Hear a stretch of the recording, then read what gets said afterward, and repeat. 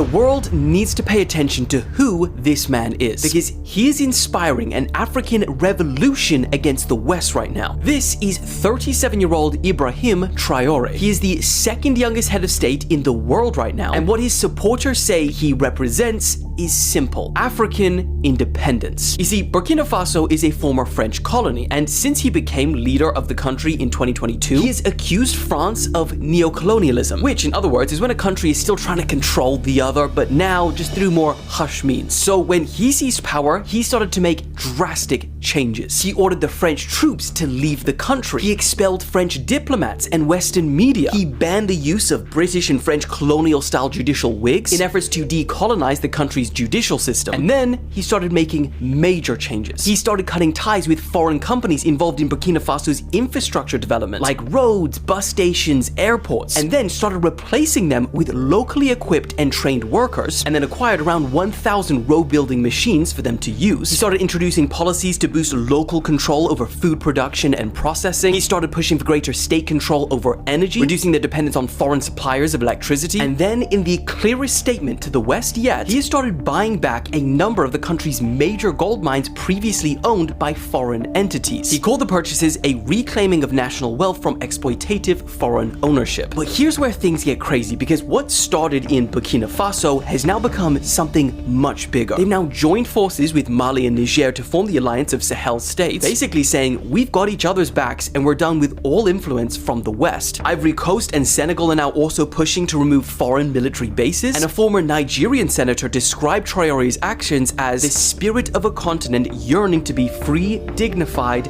and prosperous. And that is exactly why we're seeing it slowly transition from one country in Africa to Africa as a whole. Because the question that's increasingly being asked is, why is such a resource-rich continent that literally powers the world so poor themselves? Now, here's the problem. We've seen revolutions like this in Africa before, and they haven't ended well. Back in the 1980s, Thomas Sankara led Burkina Faso with almost the exact same vision Traore has now, rejecting foreign aid, nationalizing roads and railways, and calling for true African independence. But just 4 years later, he was assassinated. His policies were reversed, and French firms regained contracts for roads, railways, and ports in Western Africa. So is Traore walking that same path? We don't know. But there are reports that he has survived 19 assassination attempts in 2 years. However, not all those claims have been verified. And it's also important to note that Traore has his critics. Some call him a dictator because he rose to power in a coup. He's postponed elections, he's banned the media, and he's cracked down on dissent, and critics saying no country has ever developed under democracy. So the question is, what do you think? Is this just another dictator grappling for power, or the man to ignite a long-needed change for Africa?